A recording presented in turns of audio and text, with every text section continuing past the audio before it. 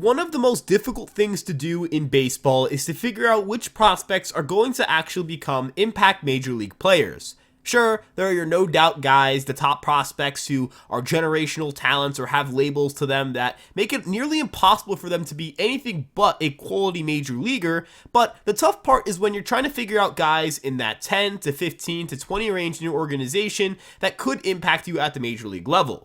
Ben Rice is one of those guys who really rose up the ranks over the last year due to an excellent left-handed bat that comes with great power, great discipline, and a solid feel for contact. The Yankees aren't known for playing rookies, they're known for trading said prospects to get already impactful major leaguers and try to boost themselves in the middle of a pennant race, but Ben Rice serves as an option that could be the booster instead of being a piece used to find one. With his powerful left-handed swing, I believe he is somebody who can impact the Yankees right now, as they have an MLB-ready left-handed hitter waiting for them in Somerset.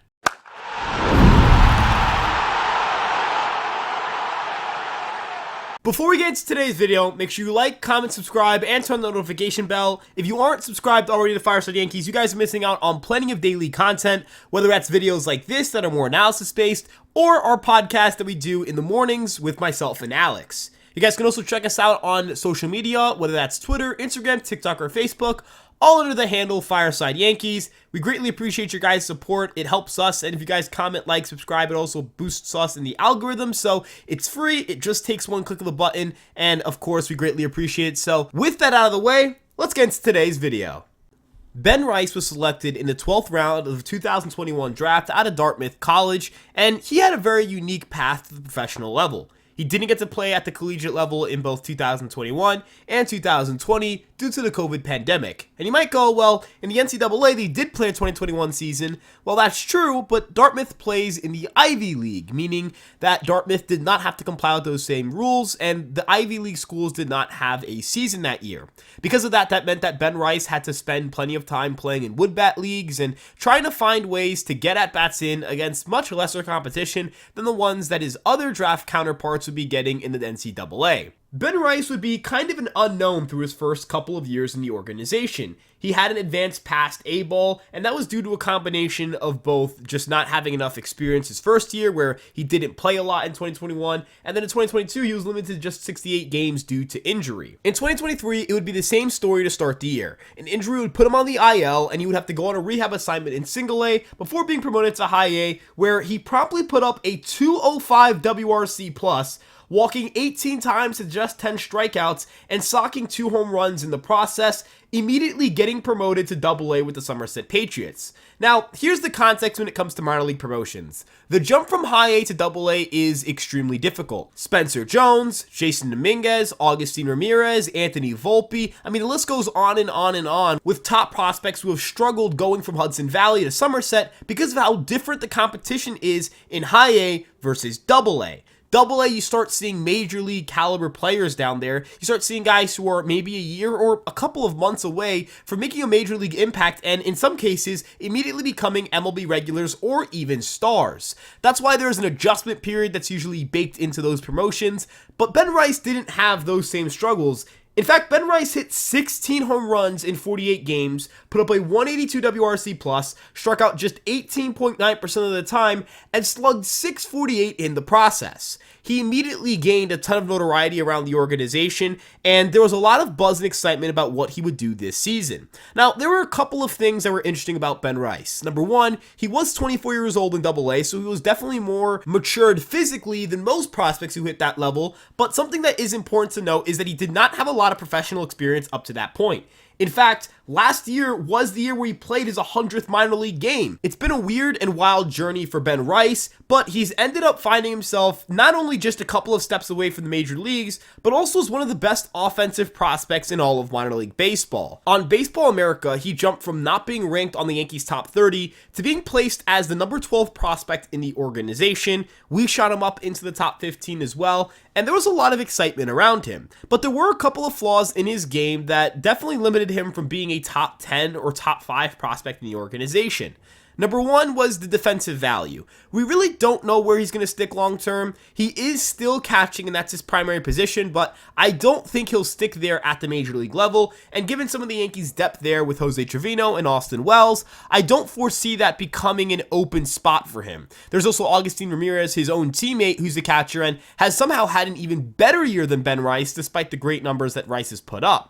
When looking at Ben Rice defensively, he may not also be a first baseman right now, as he's only played 7 games there this year. In his career, he's played under 50 games at the first base position professionally, so I don't think he's polished enough there to become a full-time starter at that position, but that's not necessarily a damning situation. He could pick up first base as he moves up the ranks, and on top of that, he could also just be a DH and still be a very valuable player.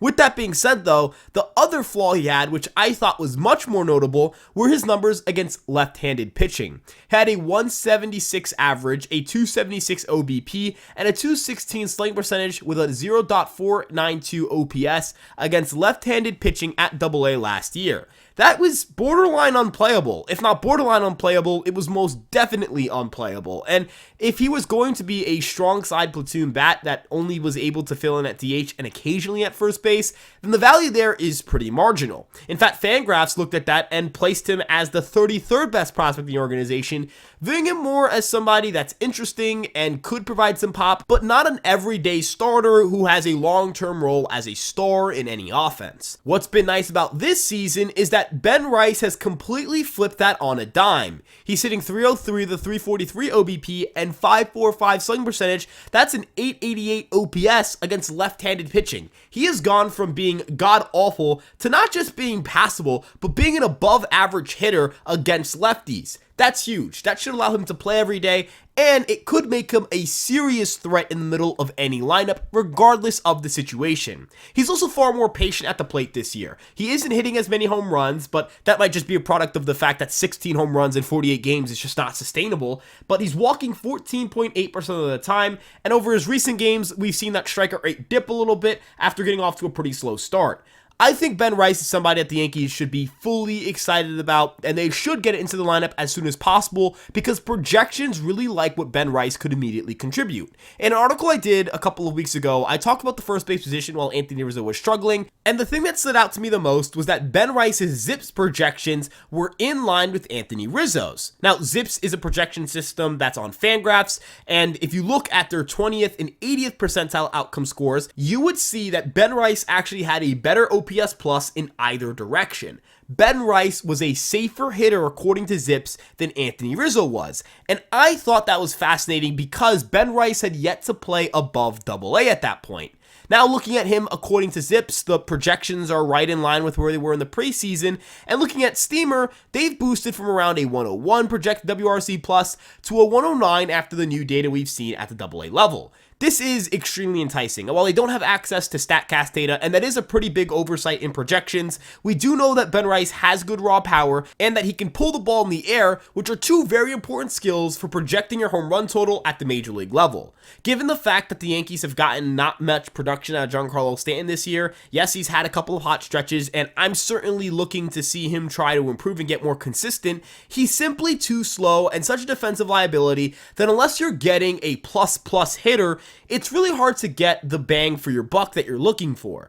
You kind of have to assume Giancarlo Stanton isn't going to be a part of this team long term. Even if his contract is huge, I don't see a world in which you could start him over a fully healthy Jason Dominguez or an emerging Spencer Jones. And I look at Ben Rice as somebody who could bring immediate value to this lineup. I also think that Ben Rice is somebody that the Yankees would definitely love having because his profile just makes sense for Yankee Stadium. We're talking about a pull rate over 53%, a good fly ball rate, and a left-handed hitter. It's pretty obvious that you could piece together what's going to happen if you play him at Yankee Stadium for 80-something games during a year. He also does have a little bit of a speed component. I'm not saying he's a burner on the base paths, but he did steal 11 bases in 14 attempts last year in just 73 games, and he's already 4 for 4 in attempts on the season. Now, I don't think that means he's going to start burning people on the base paths, but I do think it means he's going to be a more competitive runner than Stanton, and that's a pretty big difference. Stanton really does struggle in the base paths, and it's really hard to justify watching some of the base running decisions he ends up having to make because of how slow he is. Whether it's getting thrown out at second on a ball that's a single, whether that's not being able to score on a ball that you should definitely score on because of your speed, whether that's being held up at third. Those are runs that are being left on the board, and those are games that the Yankees could lose because of the lack of base running. If Stanton is hitting at a 120 to 125 WRC plus, then sure, it's valid and you can take the base running blunders with the offensive punch, but when he's not hitting at that clip and when he can't play any defense at all, then you start asking yourself whether you're getting the value you're looking for. And since Ben Rice can, in theory, play some first base and he is a better base runner than Stanton, you may get more value out of that switch. Should they make that switch tomorrow? No. It's May, and Stanton deserves a little bit more runtime, especially seeing that there are signs of life there. And in terms of Ben Rice, he also has some time he needs to do in Double-A. He has played under 80 games there, so I think that is somewhat notable.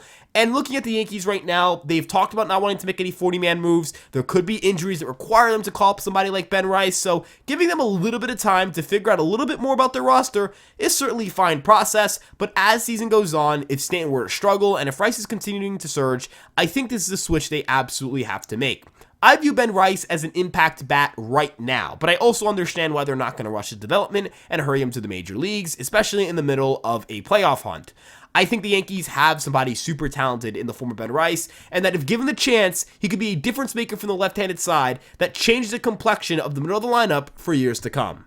Thank you guys so much for watching through until the end. If you guys enjoyed today's video, make sure you guys like, comment, subscribe, and turn on the notification bell. Again, it really helps us with the algorithm, and we'd greatly appreciate your support. It's just one click, and of course, it's free. You can also check us out on various social media platforms, whether that's Twitter, Instagram, TikTok, Facebook, or of course this YouTube page. You can also check out articles that we write on EmpireSportsMedia.com. We have coverage of all of your favorite New York sports teams. This is the end of the video, and again, thank you guys so much for tuning in. We'll see you guys in the next one. Peace out.